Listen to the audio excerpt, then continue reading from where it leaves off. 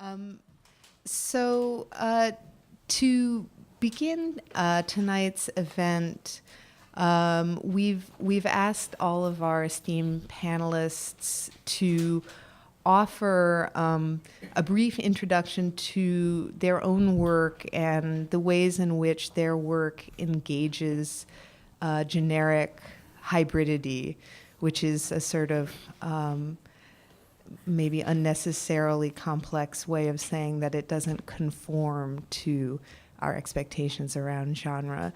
So I'd like to just turn to them before we begin the conversation and let them introduce you to their writing. So I'm not sure if someone wants to begin or if we have a presentation queued up.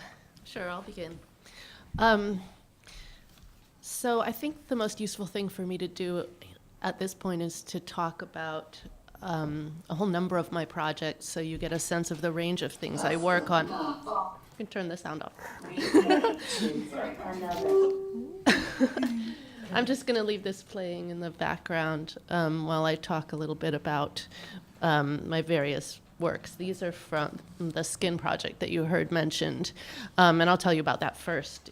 I launched it in 2003 in the form of a call for participants in Cabinet magazine, people who would come forward to have one word of a short story of mine tattooed on their body, where was up to them, how big was up to them, but I would assign them the word and they wouldn't know beforehand what word that was going to be, although of course they could turn it down once they saw it.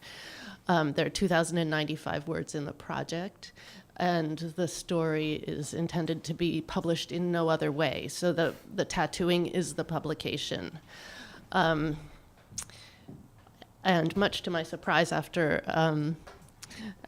launching this project, I got an extraordinary number of volunteers, thousands and thousands of volunteers. I probably have 20,000 emails from people who would like to participate in my files at this point. And let's see.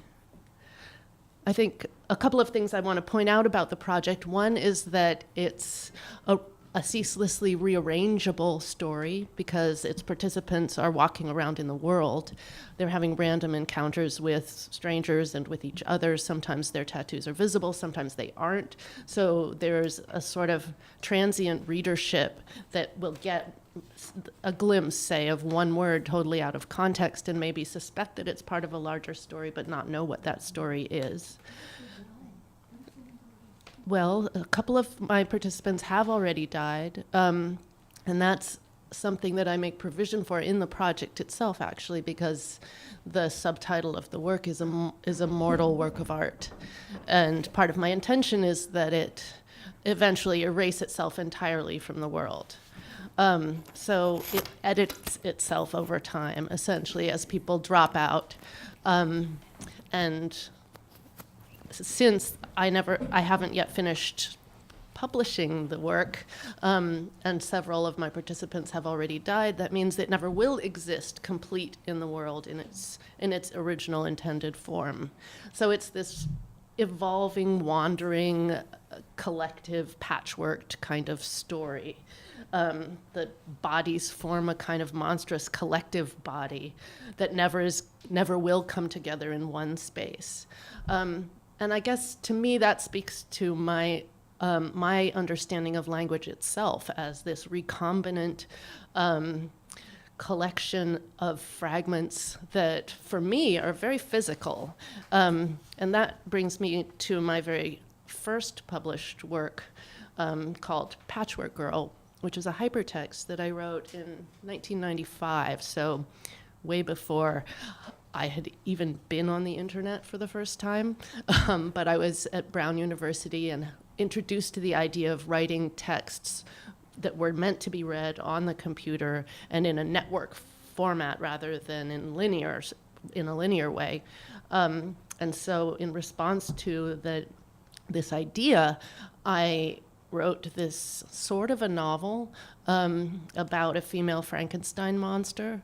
The the female monster that, in fact, in Mary Shelley's novel, the scientist starts to create as a mate for his monster and then destroys. In my version, she is made and speaks for herself in one part of the novel, but I also engage in kind of theoretical meditations on the nature of text and fiction, the patchworkiness of identity as well as of literature. And parts of that hypertext are also literally patchworked out of quotes from different sources. It also includes visual images. But you can see there's a lineage there between this monstrous composite body of the Frankenstein monster text and the composite body of my skin project. I'm going to skip a number of projects to tell you about the novel I finished most recently, which is tentatively titled Papers from the Sybil Joines Vocational School for Ghost Speakers and Hearing Mouth Children, which is it's about a fictional school where children with speech impediments are taught to channel the dead. And in addition to a very gothic, melodramatic narrative with ghosts, as you might expect, and murders, there is also this strong fake nonfiction vein where I explain the physics of channeling the dead and visiting the land of the dead. I've made artifacts that purport to be from the land of the dead. I've made maps and diagrams and sound files, sound recordings. So this is a very multimedia object, roughly defined, that I'm calling a novel, but that sort of leaks into all sorts of different disciplines. And then finally, one last project is one that I have not yet launched, but seems important to talk about in this context, which is called Project for Polluted Waterway. It was intended to be installed around the Gowanus Canal. And it includes two stories about a brother and sister, one of which was meant to be installed on, both of which were meant to be installed on plaques along the length of the Gowanus, but are to be read in different directions depending on which way the tide is flowing. And then in addition, there is a list of prompts of things you might see while, say, canoeing on the Gowanus, like a dead rat. And with each of those prompts is associated a short text that's more like in the vein of prose poetry, that sort of is meant to be read in the narrative at the point you encounter that prompt. So the narrative that you'll find is unpredictably interrupted by these specific inclusions that depend on what you yourself have encountered on your trip down the canal. So it's site-specific, but it's also sort of tide-specific and occasion-specific. And with that, I think I'll shut up. So. Should I just hand the mic down? Yeah. You have one.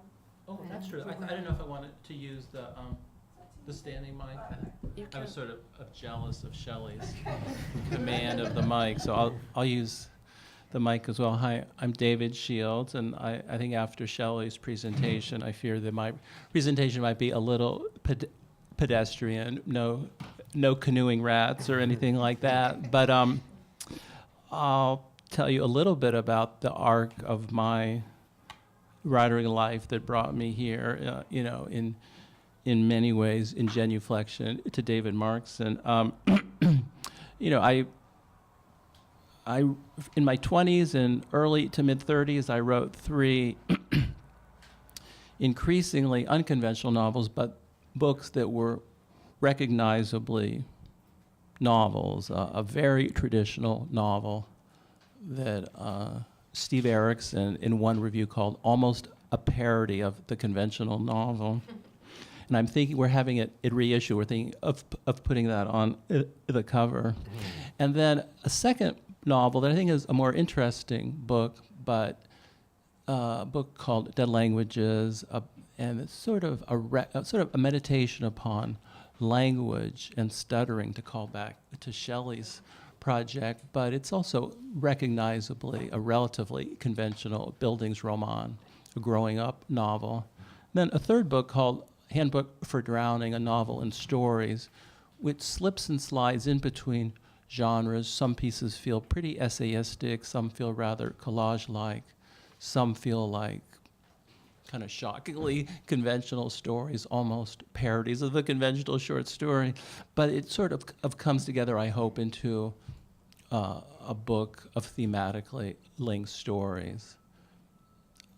And then I was trying to write my fourth book, what I thought was a novel that I was aware of being influenced by, say, Milan Kundera's Unbearable Lightness of Being and Don DeLillo's White Noise. I wanted to write a book about a couple, maybe a husband and wife or boyfriend and girlfriend, who judge themselves and each other by the ersatz standards of American mass culture. And for the life of me, I just could not write that book. So much so that in desperation, I don't know if this actually happened or whether I want to think it happened. I think I offered a student money to buy some paragraphs of hers that were the perfect paragraphs. I don't know if I actually did that. If that's actionable, then it didn't happen. If it is actionable. Anyway, I got to the point of desperation that I was even thinking of such things, where a student was sort of writing the paragraphs about a fictional couple obsessed with Mary Tyler Moore that I wanted to be writing. So at that point, I had hit the proverbial wall, and I had to figure out what to do with my writing life. And luckily, I started watching a lot of self-reflexive documentary movies with my colleague, the poet Heather McHugh. I started people like Ross McElway, Frederick Weissman, above all, Errol Morris, many others, watching a lot and listening to a lot of performance art, stand-up comedy, monologue, Spalding Gray, Rick Reynolds, Sandra Bernard, and reading a lot of anthropological autobiography. The term is George W.S. Troe's term. George Troe is among the writers who really influenced me, certainly Wayne Koestenbaum, and Renata Adler quite a lot. And also, I mean, shortly after that, David Markson. And all of these writers were reminding me of the truth of certain wisdom spoken by people like V.S. Naipaul, who says, if you want to write seriously, you have to be willing to break the forms. Or Walter Benjamin, who said, this is really my mantra, you know, all serious works of literature either invent a genre or dissolve one. Or J.M. Coetzee in Summerland, who speaks beautifully about implicitly finding himself not a great writer because he, quote, never deformed the medium in order to say what only he could say. These became my North Stars. I knew how bored I was, for whatever reason, with the conventional pacing, plotting, setting, scene setting, backstorying, dialogue. Basically, I wasn't that great at it. And I was interested hugely, you know, creeping ADD in compression, in concision, in velocity. I was interested in placing myself in harm's way in the work as the performing artist and stand-up comedians and self-reflexive documentary filmmakers did. I was hugely interested in the hybridization of genre so you could no longer tell what floor of the department store you're on. Is this women's lingerie? Is this men's sporting goods? Where are we? To me, a work is exciting precisely when you can't know exactly what space you're occupying. Is this confession? Is this stand-up comedy? Is this cultural rant? Is this fiction? Is this diary entry? So many of the books I most love of late feel that they are, you know, the works are rotating out toward a much larger metaphor and meaning, but they look almost improvisational, thrown off, tossed off. they have a weird user friendliness about them. I think of, say, any number of books. Certainly, two books of Markson's I particularly love are This Is Not a Novel, which looks like a bag of quotations, but is a searing meditation, an unbelievably rigorously focused meditation on precisely the relationship between life and death and art, and what consolation, if any, is it that you're Sophocles and 2,300 years ago you wrote Oedipus, you're still dead.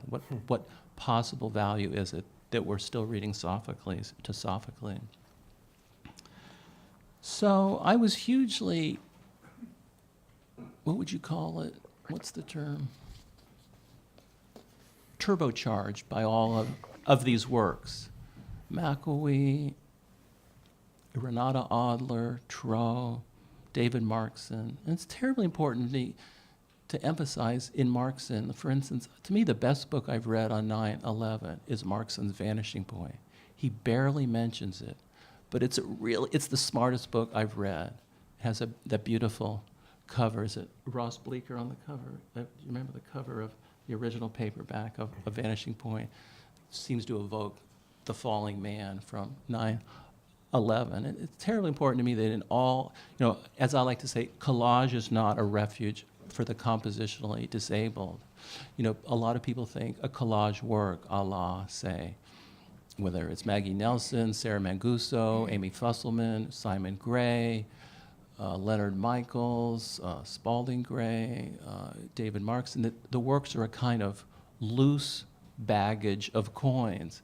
But in the very best hands, collage is an increasingly rigorous investigation of its materials. And it goes anywhere it possibly wants, into any materials, as long as it's putting increasing pressure on the investigation.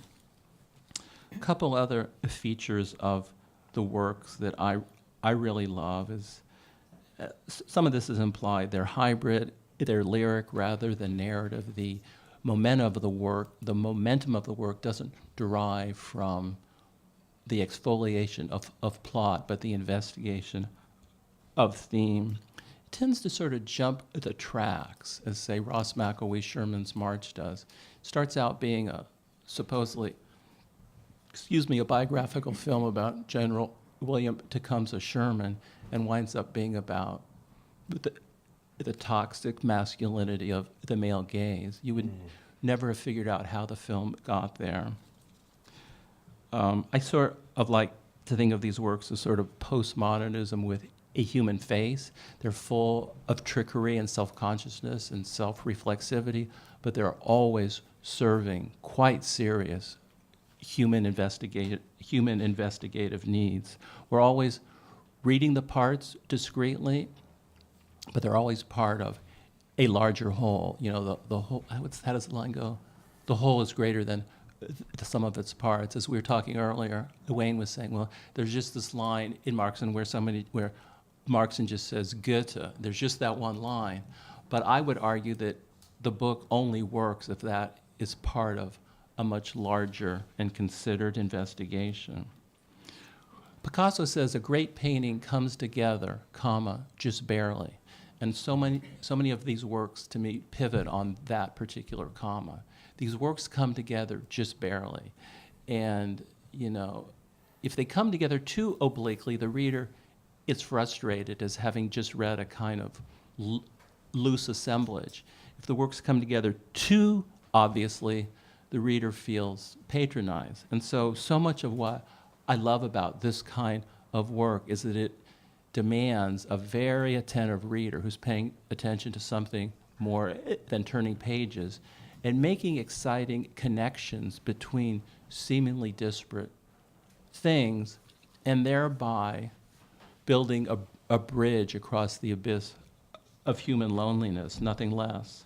These works tend to be animated by personal, cultural, and sort of human crises. The books of Markson's that I like the best sort of pivot on a kind of psychic or human or mortal crux. Markson's dying, Markson's worrying a particular philosophical problem. couple of last points. They tend to be notational, written in a sort of hieroglyphic poetry, where a lot of the gaps aren't filled in. You know, he might just say Goethe, and then, you know, maybe that line pops, maybe it doesn't, but if Markson is working really well, it's part of a much larger thematic matrix. And as I like to say, all of my works are short, collaborative, and plagiarized. And a lot of what I like about Markson is the way that he moves in and out of other texts. He doesn't, you know, there's quotation, there's paraphrase, there's citation. And just as a sort of final footnote, sort of bizarrely, as wildly as Markson moves in and out of quotation and paraphrase, he was quite upset at me. I had a sort of long postcard correspondence with him the last several years of his life, and he got very mad at my, of course, appropriation of some lines of his in my book Reality Hunger. And, you know, physician, hail thyself. Thank you. I'm going to show you a little video, an example of my work in a second, so you'll see what the work is like. But I think of a book as a place where I can go to think, and I can do research and just investigate and learn something, because I find that pleasurable. So I pick out areas of investigation that I'm interested in. Usually I know nothing about it at the beginning, but it sounds good to me. And so with this last one, it's in 3 parts. And one part is Dostoevsky and his book, The Idiot. I also really enjoy interacting with another work. So to live with The Idiot for a number of years, for me, was amazing. So the book, the new one, has Venice, because I thought that would be interesting, and the Venetian plague of 1557, and Dostoevsky. And oddly enough, like, these things come together. In my previous book, A Monster's Notes, I had Mary Shelley and the monster, but I also managed to segue into the middle of the book the great Chinese classic, The Dream of the Red Chamber, which was amazing to read. In translation, 4,000 pages. Amazing book. But so, you know, a site of thinking, Beckett said, to find a form to accommodate the shape of the mess, that is the task of the artist now. And so, you know, that's an interesting question, I think, to pose to oneself as a writer.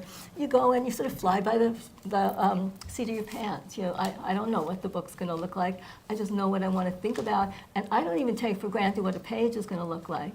You know, a page might have a word, a sentence. It might be full. It might be broken in certain ways. I've come to think, belatedly, that the internet has influenced the form of my work, in that the work probably has a web-like kind of structure. You go from link to link to link, and there are a lot of leaps, but somehow there are themes, feelings, ideas that are unifying it. So I don't want to take up too much time talking, since I'm going to show this little video, or Rosie is, if she's there. Where is Rosie? There. So you'll get a sense of what some of the work at least sounds like.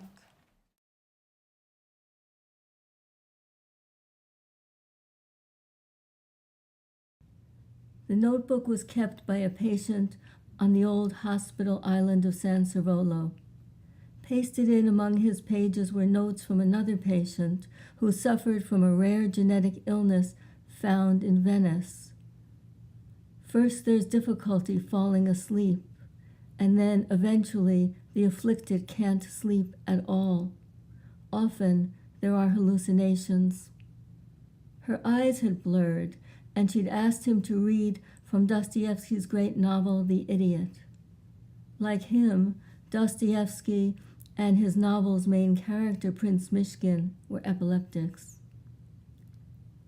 As he read and she listened, she began to believe at times that she was Dostoevsky, then Mishkin, or sometimes a mixture of both of them and herself. How could I possibly accept that the woman being read to had the same illness as the one across the ocean who had sent me. I grew dizzy again, but the next day continued reading. The less I sleep, the more I need the books I can no longer read. I believe you can help me. How can I explain why I need this so badly? The soul of another is a dark place, Prince Mishkin thinks to himself as he walks in his own darkness. And what chaos is found there. And the narrator says, strange facts are before us in abundance, but far from making things clearer, they obscure every explanation. In these hours when you're not here, sometimes Dostoevsky's life comes back to me. I don't know why. He spent 4 years in a prison camp. Did you know this? I try to think of what it did to him, what it took from his mind, from his body, what it gave. Why do I remember so exactly when so much else is blurring? After his arrest, he was kept in solitary confinement for 7 months, his cell window covered with an oily paste to prevent any daylight seeping through. One morning he was ordered to dress, then taken to Semyonov Square, where a firing squad would carry out his execution. But at the last minute he was told he'd be sent to Siberia instead. He was sent to the prison camp in Omsk. He was allowed one letter. Dear brother, today we were taken to Semyonov Square, where we were read the death sentence, then allowed to kiss the cross and given our white death shirts to put on. I was the 6th in line for execution, standing in the 2nd row, and had no more than a few minutes left to live. Then suddenly a retreat was sounded. It was announced that His Imperial Majesty was granting us our lives. Apparently, this had been planned all along. I don't remember if you came to read to me last night. Maybe in this darkness you can't find me. My eyes blur, but this blurring is inside me also. Am I in Omsk or on an island off of Venice? And what if there's a patient hidden chaos within even the most tender-seeming word, even the most kind, most calming? I wish that I could ask you, I wish that I could see your lighted window. But now I'm cold again. 9 years have passed and I've finished out my sentence. The doctors in Petersburg confirm my illness is epilepsy and that I will never get well. They can't keep my brain from catching fire or help protect the scattered words inside me. And the universe spinning and spinning. Black holes, dark matter. Dear Mikhail, dear Apollon, dear Sonechka, I don't want to fall, but I will fall. I've left Petersburg for Europe to consult specialists in Switzerland and France as my seizures are increasing. Today in Basel, I'm in the museum looking at Holbein's Dead Christ, and I feel I'm falling, but for once I keep looking and don't fall. The eyes are dull, half open, the face a nauseous blue-green, the skin on the verge of decomposing, the mouth rigid, unclosed. There is not one hint of consolation. Who would want to sit beside this corpse? You can almost smell it rotting. Nothing else on the canvas but these two horizontal forms, stone slab, brutalized, hurt body. The slab so much easier to look at than the other. Dear Sonechka, I am at work on a new book. I want it to be as uncompromising as Holbein's Dead Christ. I think it is impossible to know what goodness is until it is reduced to complete powerlessness. There is a prince I have to hurt in order to reveal his goodness, in order to begin to know him. I don't know if I can do this. I am tired of beautiful words. I never liked them. But by the way, when Dostoevsky did go to look at Holbein's Dead Christ, he had he had epilepsy, and so his wife was always worried about him. But the Holbein was up high, and so he dragged over a chair, and he got up on the chair, and his wife was terrified because it was against the rules of the museum, but also that he could fall, and he started to sway. And then he just focused on this painting that was very important to the idiot, and went on, and didn't get caught, didn't get kicked out of the museum. Your turn. I'm in a trance. Okay, loved hearing all of that. It put me in a certain a readerly posture rather than a writerly posture. So I have to remember that now I'm for a minute the writer, not the reader. I will say a few extemporaneous words. I will read a little bit about how I write, and then I will briefly extemporaneously sketch out what I'm writing right now. So I began childhood as a pianist, but then I went to college and I studied English, and I became a fiction writer the way an 18-year-old becomes a fiction writer.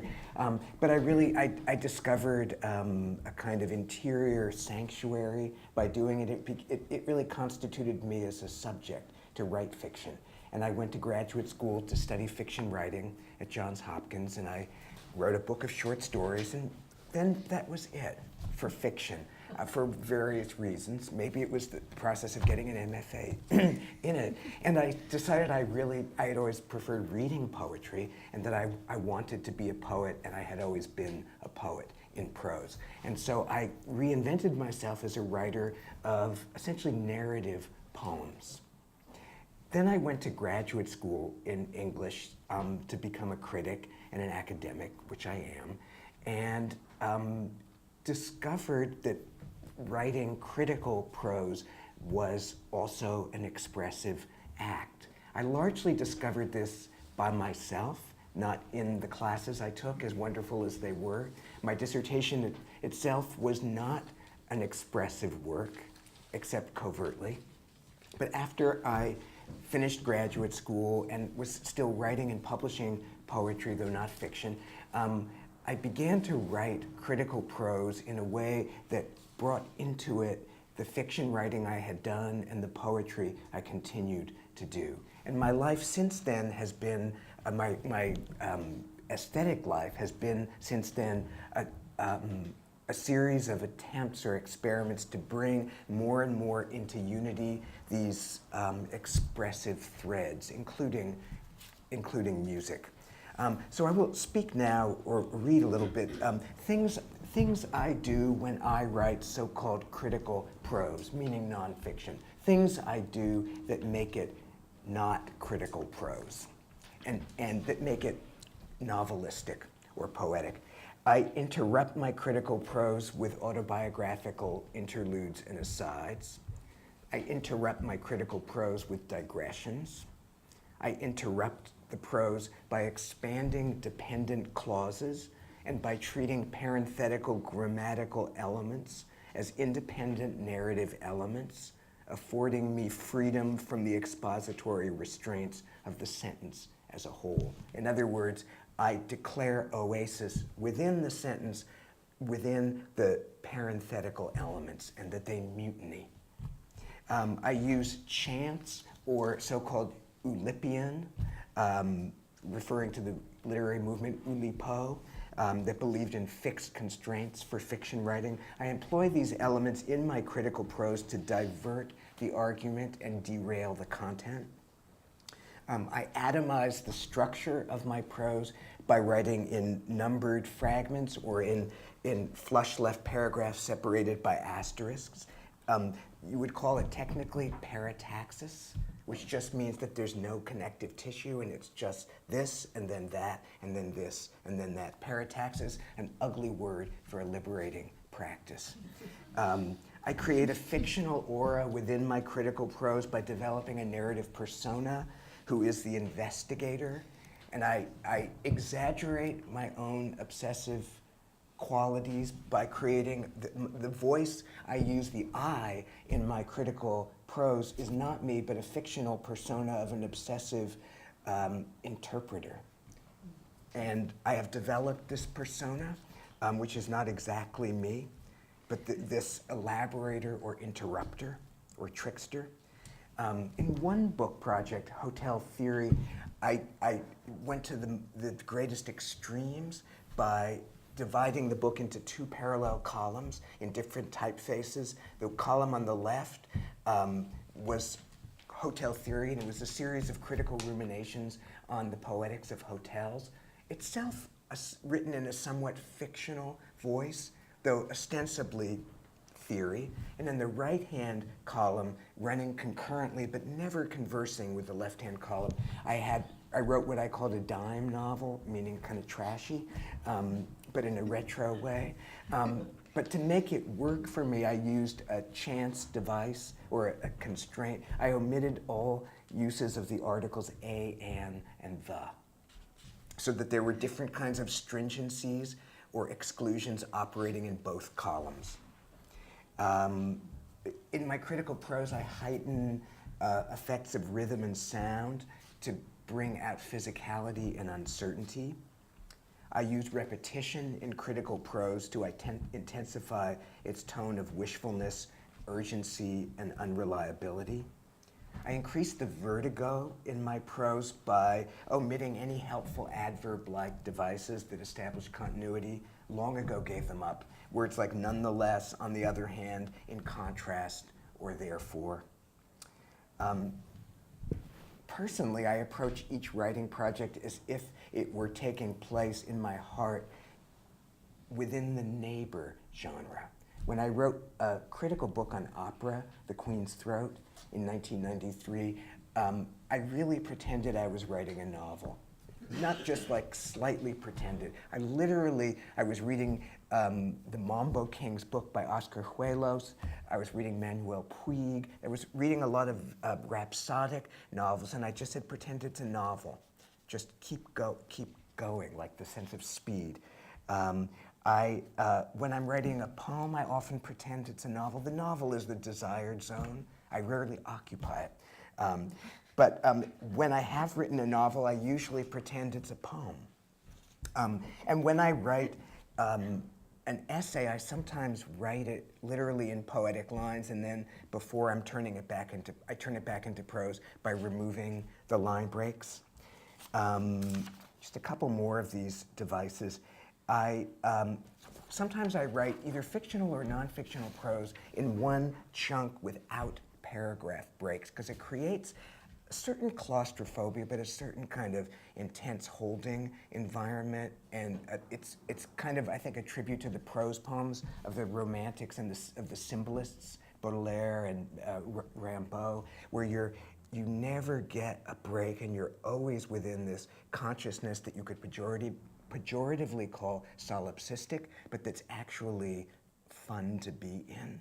It's an echo chamber, and that's the effect of not having paragraph breaks. Sometimes, though, I write essays or other things in one-sentence paragraphs.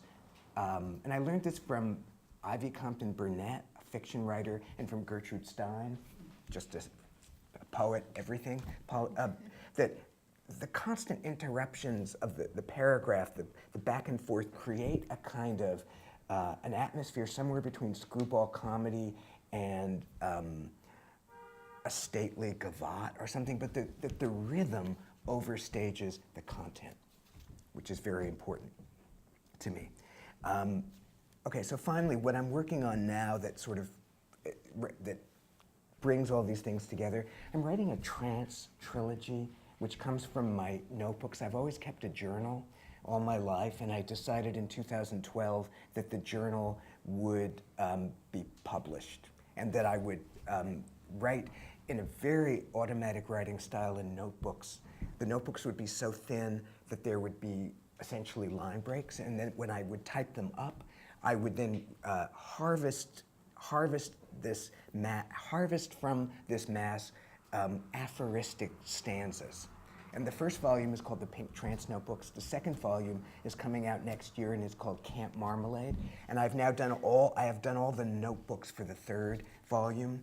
I'm working on a book of short fictions inspired by works of art. These are usually commissioned essays. An artist says, please write about my work, and I say, I will probably not describe your work in it. If you don't mind that kind of liberty, I would love to collaborate with you by responding in a parable to your work. More so even in the old days when I always veered away from what I was supposed to be talking about. And now they're really fictions. I'm also writing actual poems, and I know they're poems because I type them on a typewriter. And that tells me that they're poems, because they're slow, it's a headspace that comes from the typewriter. And then finally, a book of essays, most of them in poetic or fictional-like guises. Some of them are Chicken with Hoisin Sauce, Of Smells, My New Glasses, Corpse Pose, Rauschenberg's Squeegee. The last thing I'll say is that I have developed this thing called my lounge act, where I play the piano and do sort of a speak-sing, Sprechstimme, improvisational monologues while I play the piano, usually scripted pieces by like Chopin or Scriabin. And it was that activity that actually brought me back to writing parable-like fiction and poems again, because I realized when I was just improvising at the piano, I understood ABA structure. I understood narrative, the simplest kind of narrative. And I feel at the moment very unified. Wow. Okay. Thank you, everyone.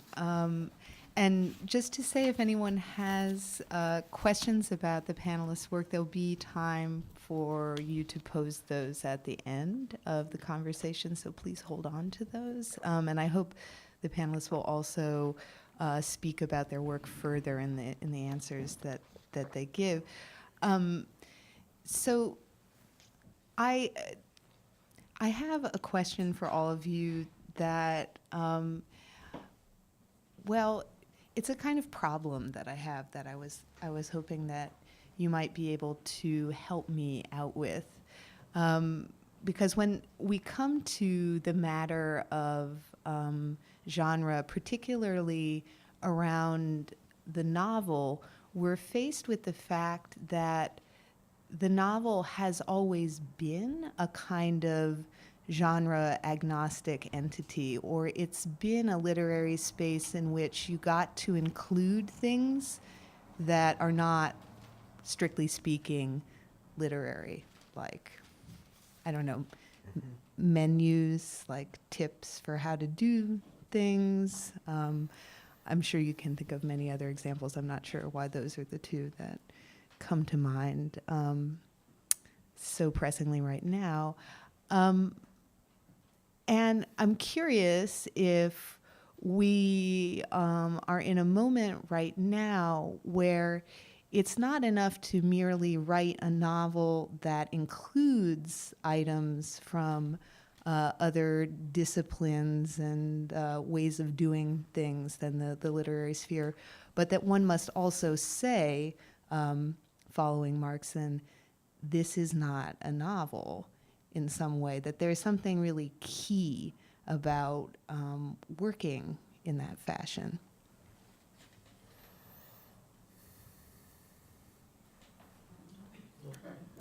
This is sort of, I mean, we can all jump in. Do you want to go? I mean, No, you go. This is kind of, I've been thinking about this question pretty obsessively the last 20 years as We all have. I mean, these are my questions that I'm as baffled by them as you are. I don't pretend to have any answers, but you know, we're obsessed with reality now because we experience hardly any in our actual lives. That's the key move to me, that that for certain kinds of sensibility, certain kinds of intelligence, certain kinds of imagination, the, what would you call it, naively, sincerely novelistic gesture seems to belong to something like the ancient past. To me, it's not true for probably most people in this room, but certainly David Markson's career is instructive. He wrote, as probably most people don't know, some relatively conventional kind of detective novels. Mm-hmm. And I'm even not, I mean, a lot of my fellow panelists will disagree with it. I'm not a big fan of Wittgenstein's Mistress. That's a book that a lot of people like. That book still retains a lot of the claws, CLAWS, of conventional fiction. And it's really the last 4 books, for me, Vanishing Point, This Is Not a Novel, Reader's Block, and the last novel in which Markson really understands that genre is a minimum security prison. Break out. And that's my little rant. Well, I was never in the prison because I wrote books of poems for many years, and so this is not a novel. It's not something, I love Markson's work, but it's not something that I deeply felt I was struggling with. The only thing that happened to me was I started writing something, and it didn't belong anywhere, and I wasn't calling it anything. And actually, when I finished 520 pages later, and gave it to my editor then at Knopf, who didn't answer me for 9 months, we met in a coffee shop, and she said, "What is it?" And I said, "It is itself." But you know, they don't sell things based on itself. And actually, when I was teaching a few weeks ago, Michael Ondaatje's The Collected Works of Billy the Kid, which is a good book, you know, one of his early books. It's a vintage paperback, so on the back it's called fiction. And then you go to the copyright page, the ISBN is poetry. You know, he wrote it as a book of poems, but then when he got famous and Vintage was reissuing it, how do you label it? How do you make more money off it? And there's marketing involved in this stuff too. I think one nice thing about the internet is you don't have little parts of the bookstore where it's like, this is the fiction, this is the poetry, and everything's separated. I mean, it does strike me, many of us don't like to separate people that way. Why are we so anxious to separate books that way? Or in MFA programs, you're in the poetry or you're in the fiction or this. It's very rigid to me, and I just don't know that that's how human thinking works, which is what concerns me the most. Not that something is not something so much. I can see if you came out, were trained as a novelist or started writing as a novelist, but just the whole idea. I mean, labels are oppressive.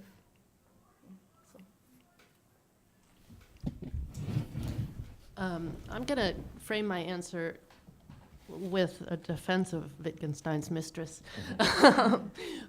because what I'm most interested in general, I think, in fiction and in that book in particular, is the way it slips out of your grasp in regard to genre.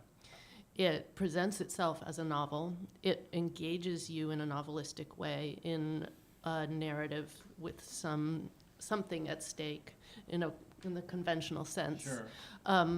But it frays into what feels like pure meditation, philosophy, nonfiction. And that ambiguity puts us in, I think, exactly the sort of space you were arguing for yourself, the space of not knowing exactly where you are.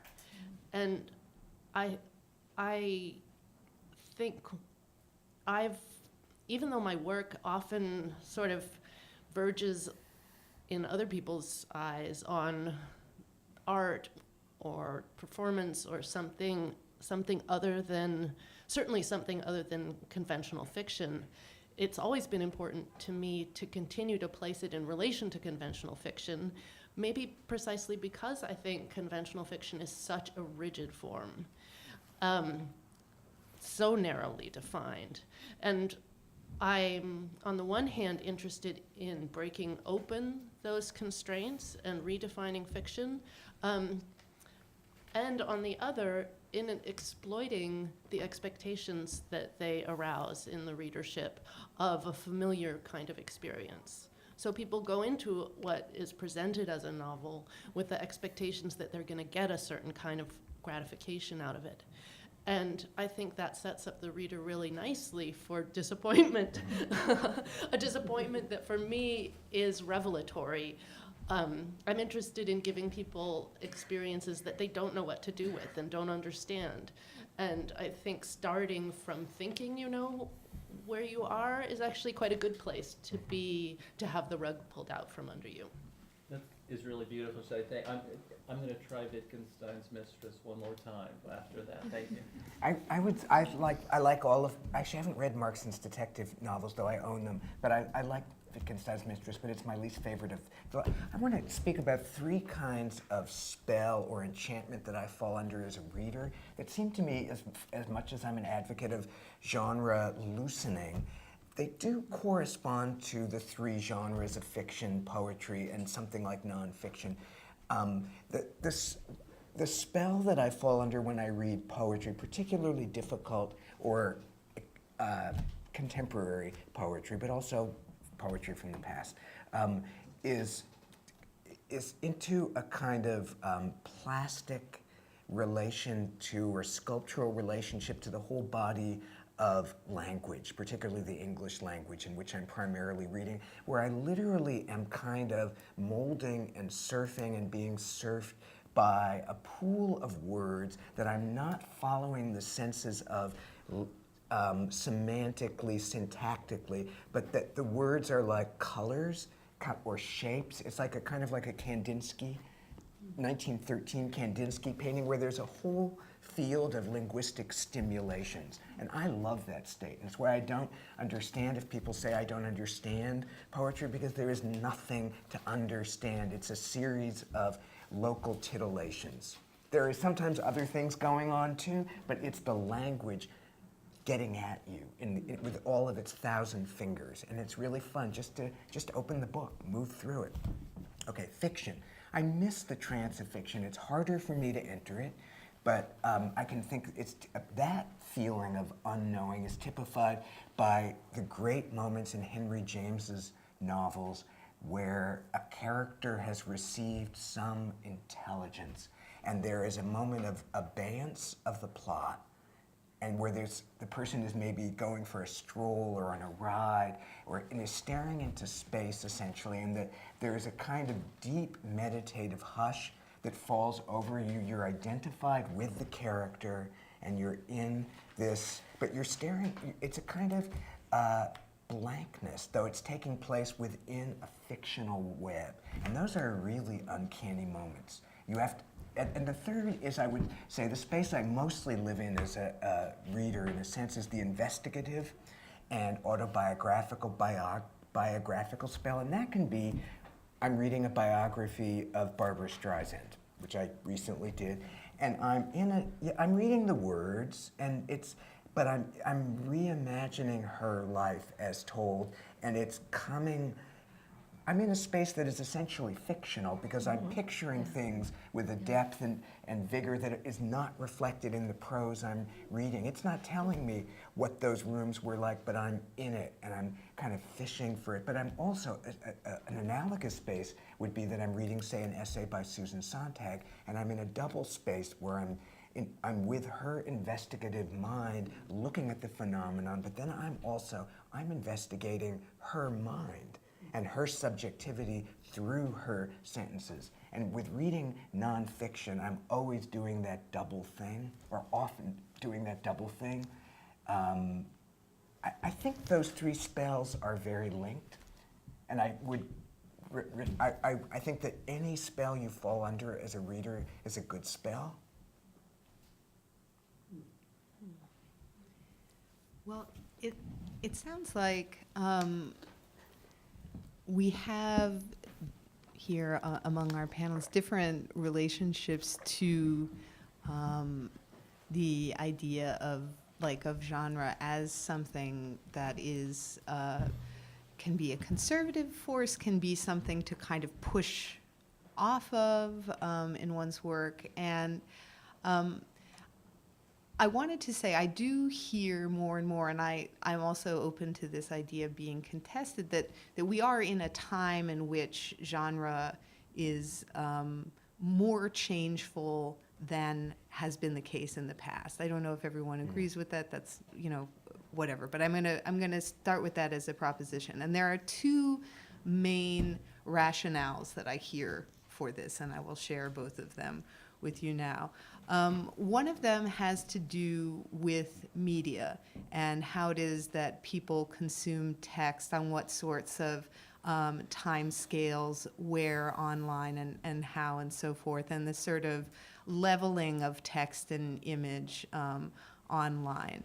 That's the first story about why literary genre is newly sort of unstable.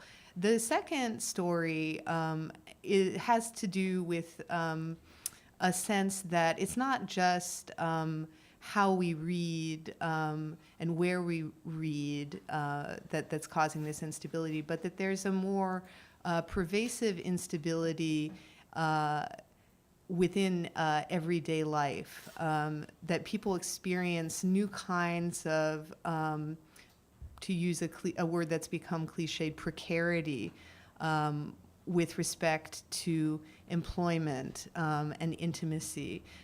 Critics who have written about this in terms of fiction and poetry include people like Lauren Berlant and Cian Nye.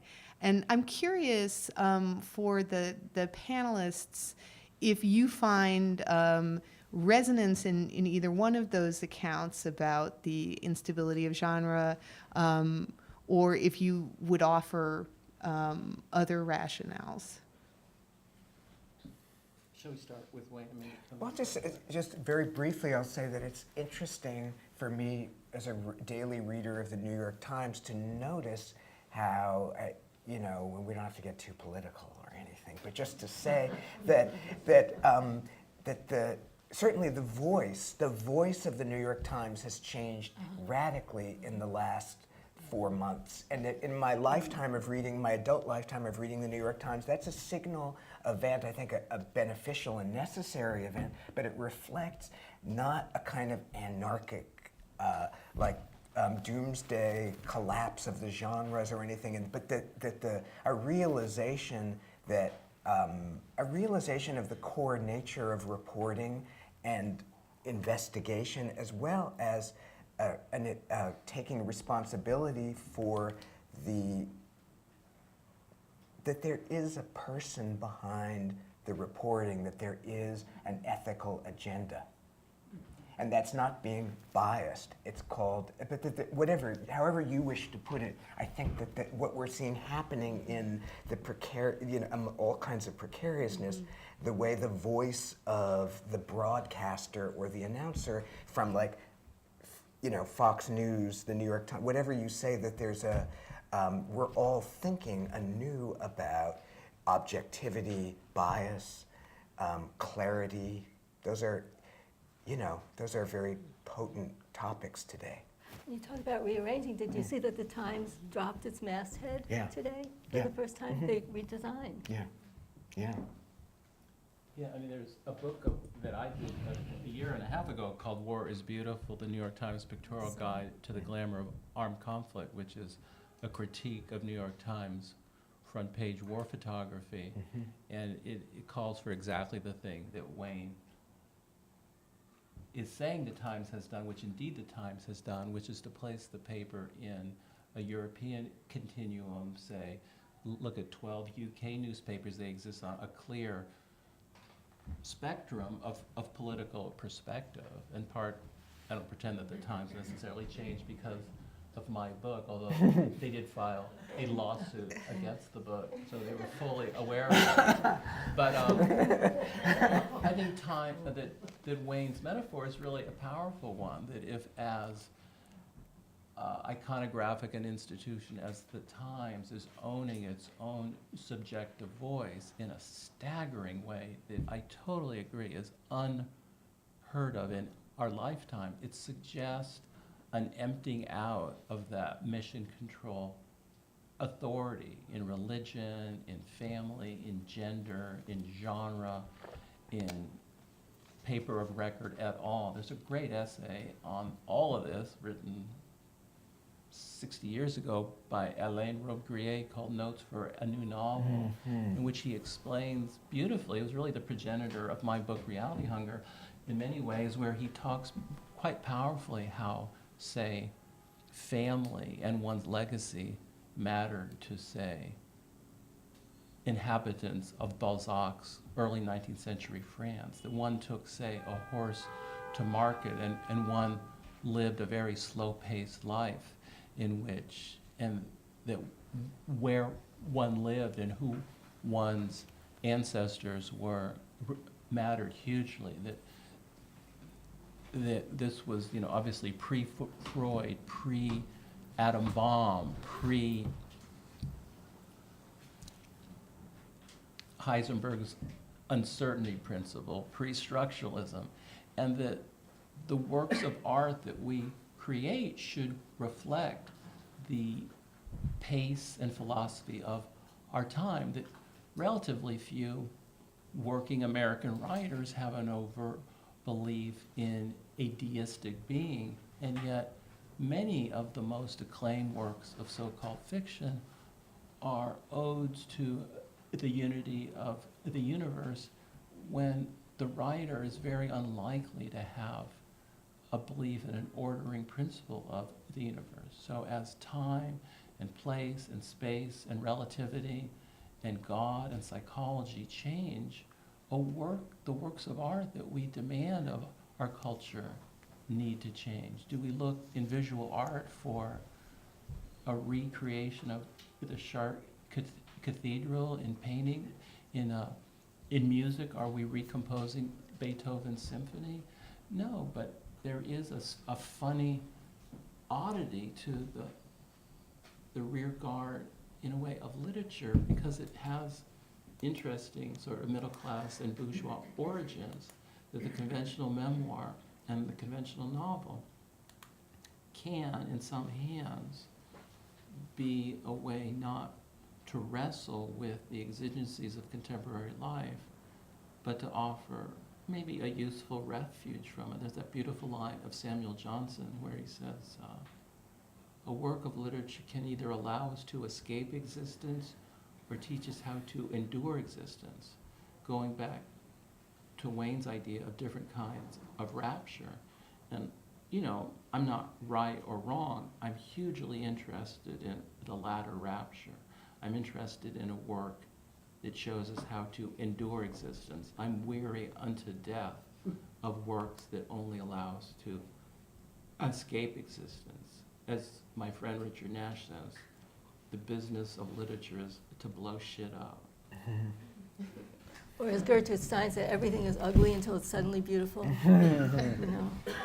I agree with that, and I agree that I see a transformation in the genre of journalism, at least, but I'm not completely convinced that I see the cause of genre transformation in literature as being the precariousness of modern life. In fact, I would almost argue the opposite, that the precariousness of modern life, the scattered and distracting world we live in, has made people more and more desperate to retreat into the simplest, most rudimentary narrative structures. And you see that in the proliferation of genre fiction, but you also see it in politics. to a shocking degree, many of us this last election were stunned to realize that a huge proportion of the American population was more interested in living in a badly written fiction than in reality. And now we're in this strange war between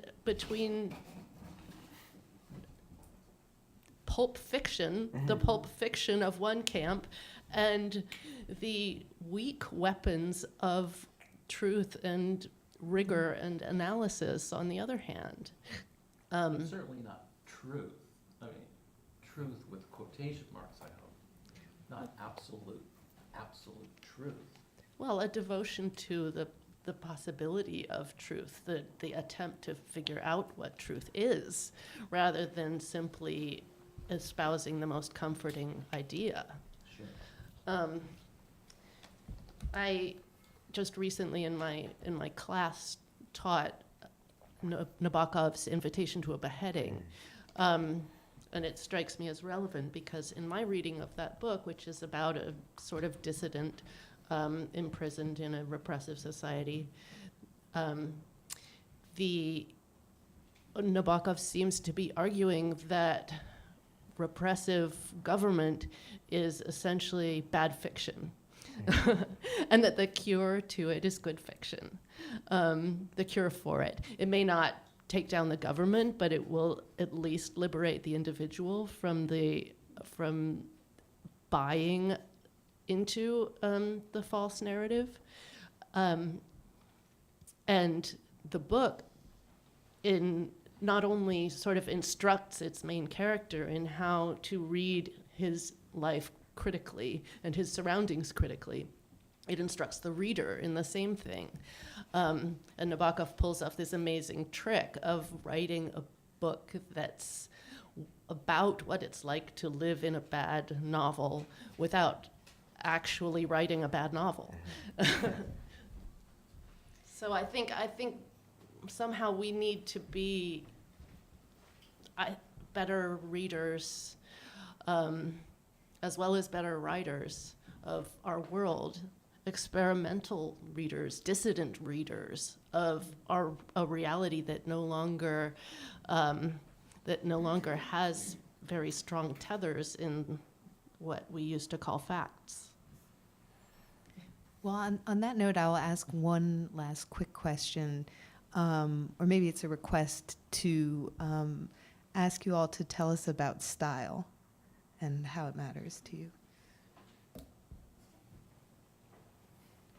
You're looking at style. I know, I mean, I was like, Wayne can't go first, but.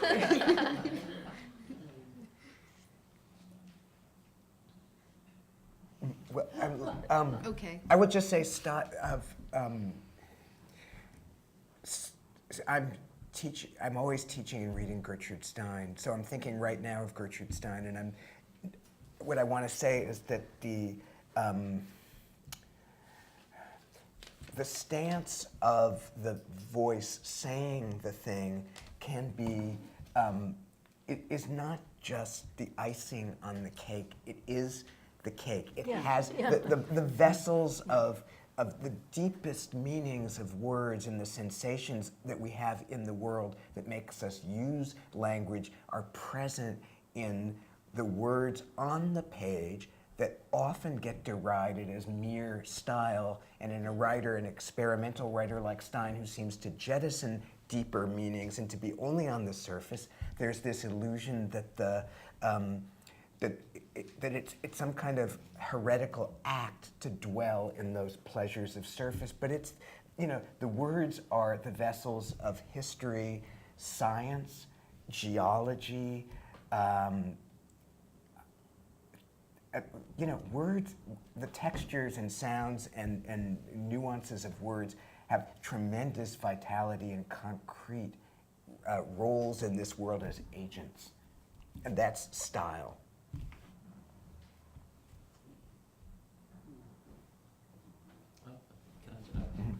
Be blathering, but I was interviewed at some kind of event a few years ago in Wayne's hometown of San Jose. Did you know San Jose? Yeah. I was at San Jose State University doing a talk, and a relatively well-respected editor and publisher was interviewing me. I'll allow him to remain nameless, although I'll share his name later for any.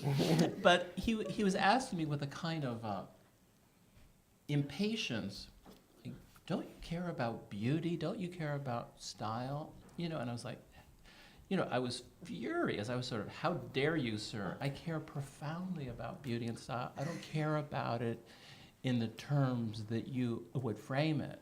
You know, he's the editor of good books, but they're books that seem to me rather safe, rather comfortable, and style in a kind of received wisdom way. You know, the only rule is never to be bored, you know, as Kafka endlessly reminds us, you know, how does the line go? A book should be an axe to break the frozen sea within us. That's style for me. That's beauty. I'm trying to think of someone who's thought to be a gorgeous stylist. It often feels to me completely DOA. It's just the kind of received wisdom of what constitutes beauty or what constitutes style. You know, slippage constitute beauty and style for me. David Markson is the most page-turning writer I've ever read. Reading Markson is like reading an airport thriller to me. I am in absolute aesthetic bliss to read, say, Markson. That's absolutely stunningly beautiful style because it's extending the tradition. It's not safely beautiful with, you know, whatever was thought to be beautiful in, say, an earlier generation. So for me, beauty and style are hugely married to understanding that art, like science, progresses, forms move forward. I think style is integrity, in a way. And Dickinson said to Higginson, her correspondent, you think my gait spasmodic, I am in danger, sir. She was writing out of the deepest needs of herself, and the poem didn't sound smooth. She set off little bombs in her poems all the time. And that's part of what makes her poems what they are and gives them their style. Style has nothing to do with, as you say, beauty. Nothing. Nothing. But I do think it has to do with necessity and integrity. And not showing off. I'm not sure I understand what's wrong with showing off or beauty or even, you know, the adjectives that are often thrown at purple prose, that it's masturbatory, that it's overwrought, decorative, merely anything. I think there's this barely concealed Puritanism behind the critique of the merely beautiful that we ought to examine more closely. But that said, I'm also in agreement that that style is what you get when you're fully engaged with your material. It's not superfluous. It is the stuff itself. And I think that for me, style functions, and sometimes even an excess of style, functions as a way of stopping the reader, slowing the reader down. You were talking about how Markson is a page turner.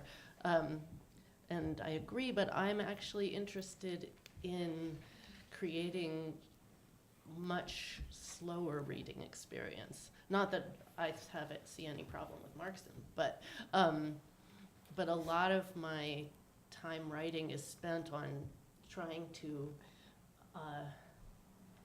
bring the reader into such an intense and vivid experience of, well, as you said, a kind of local, a local intensity, a local phenomenon, to counteract the tendency that I think we all have, but maybe even more these days than we used to want to rush on to the next thing. I mean, I think one of the functions of literature for me is restoring the possibility of a kind of close attention that we, as we get older, for one thing, but perhaps also as we culturally accelerate, that we've sort of forgotten how to bend on the world around us. And that's one reason why I keep concocting these projects that take literature out of the pages of the book into a more public space. Like I have this other project, Snow, where I write out the words in snow and photograph them.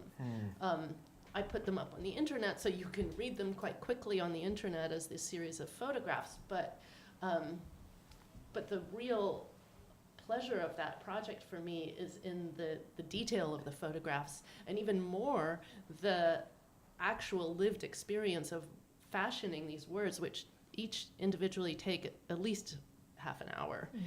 And I get very cold. One year I got pneumonia.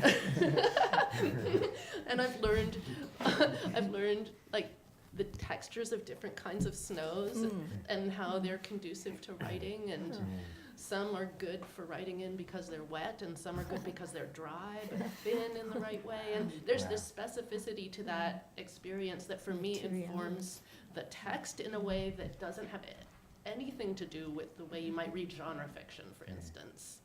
I can't even say what it does to the story exactly, but that's what I'm interested in, is opening up the door to those kinds of those heightened experiences of the world, and bringing them into literature and bringing literature into them.